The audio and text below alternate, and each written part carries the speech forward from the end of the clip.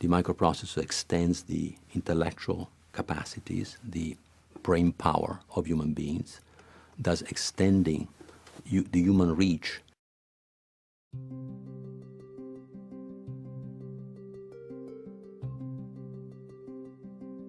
My name is Federico Faggin. I was the person in charge of the development of the MCS4 back in 1970, 1971 at Intel. The MCS4 was the fourth chipset that was developed for Visicom. One of the chips was the 4004, the world's first microprocessor. When I joined Intel, the first major challenge for me was to devise the methodology that I was going to use using the silicon gate technology, which was also a new technology.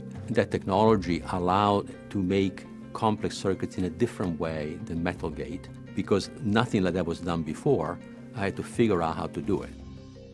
Ted Off, with the help of Stan Maser, was able to define an architecture for a CPU that was much simpler and faster than what the customer wanted. The customer wanted a CPU that was special purpose and was supposed to be integrated into 3 separate chips. By using dynamic memory instead of shift register memory, Ted Off was able to reduce the complexity of the CPU so that it felt that it could be built in a single chip. The second defining moment was when the 4004 actually worked. In the middle of January, 40 years ago, when I was alone in the lab of Intel debugging and testing the chip, and finding that it was completely working. That, to me, is when the 4004 was born. The microprocessor extends the intellectual capacities, the brain power of human beings, thus extending the human reach. The significance of the microprocessor is really in having enabled the convergence of computing, communications, and control functions, thus allowing the creation of thousands and thousands of products that contain a speck of intelligence that is used to control, that is used to compute, that is used to communicate. I think that the microprocessor is really the heart of the information revolution that has characterized society for the last 50 years and will characterize society for the next hundreds of years. The role that the microprocessor is playing now and will play in the future is best characterized by Internet.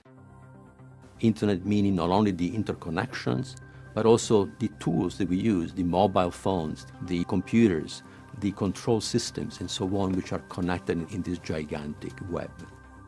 The new defining object of the future may well be quantum computers. They promise to change in a fundamental way the nature of computing by allowing to compute way beyond what a mechanical computer like a traditional microprocessor can do. As for whether computers, whether quantum or not, can rival human intelligence, I have my doubts.